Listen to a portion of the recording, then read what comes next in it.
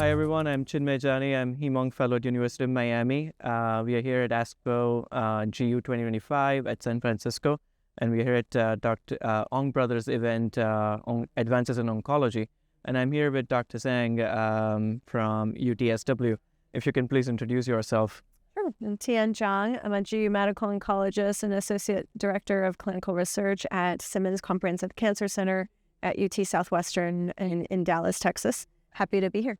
Thank you. Thanks for sharing all the insights on prostate cancer as well. So to begin with, I guess first question that I have is there's a high unmet need for patients who have progressed on novel hormonal therapy, and especially patients who are then having visceral metastases as well.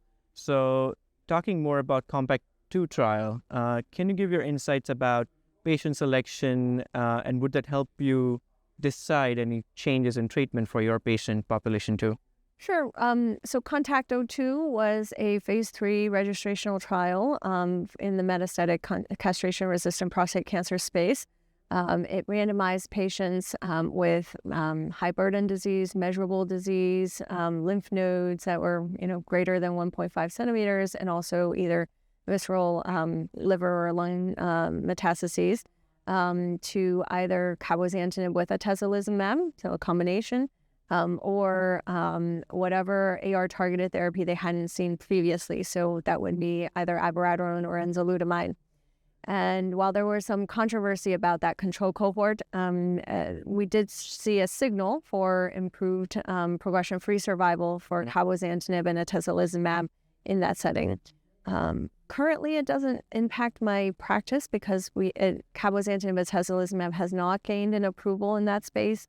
However, I'm sure the FDA is reviewing that data, and eventually, if we see that approval, it will be for patients in my practice that are looking more like anaplastic type of prostate cancer. Maybe they're less PSA producing and also have more measurable disease and maybe more visceral disease.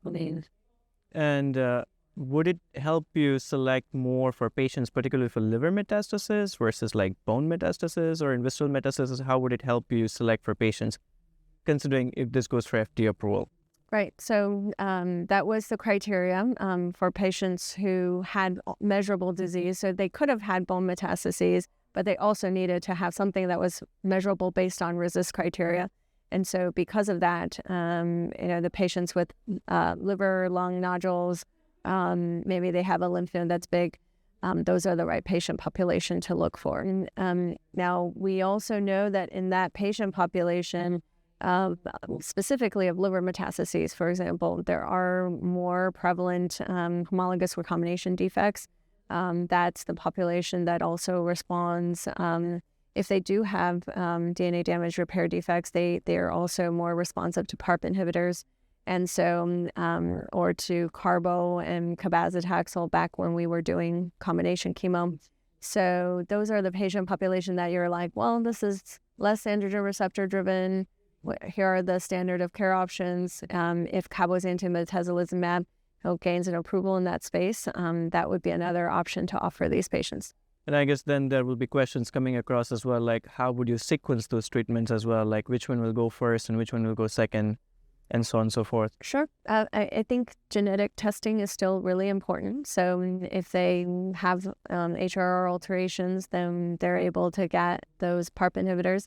If they don't, then we're relying on chemo, or maybe if patients are less, more wary of chemotherapy, then they're looking to have more targeted therapies. Cabo and atezo do present more immunotherapy combination that might be more beneficial and more exciting for a patient to go on. So that's the potential for the combination. And as you mentioned about the combination and the treatment, I guess one thing that comes to my mind as well, and I'm sure that comes to all other community oncologists or trainees as well, is that how would you worry about side effects in this patient population? We have seen this a little bit for kidney cancer as well, this combination, or similar, not exact ones, but how would it help in the side effect profile? Sure. Yeah. So similar combinations in kidney cancer. So I think most GU medical oncologists have seen, the cabozantinib, nivolumab combinations, for example, sometimes even triplets, if they've used them on trial, cabo with ipi and nivo. And so we're used to managing the side effects, but in the community, I would say we got to watch for the hypertension from cabozantinib as a class effect. We ought to watch for the immune-mediated side effects from atezolizumab, so rashes, diarrhea. And often the overlapping toxicities are ones where we need to really distinguish between one versus the other. So if that is the liver dysfunction, elevated liver function enzymes, that can be a overlapping toxicity. Diarrhea can be an overlapping toxicity. Those are the ones where we have to figure out what's causing what. And usually it's stopping the oral TKI first.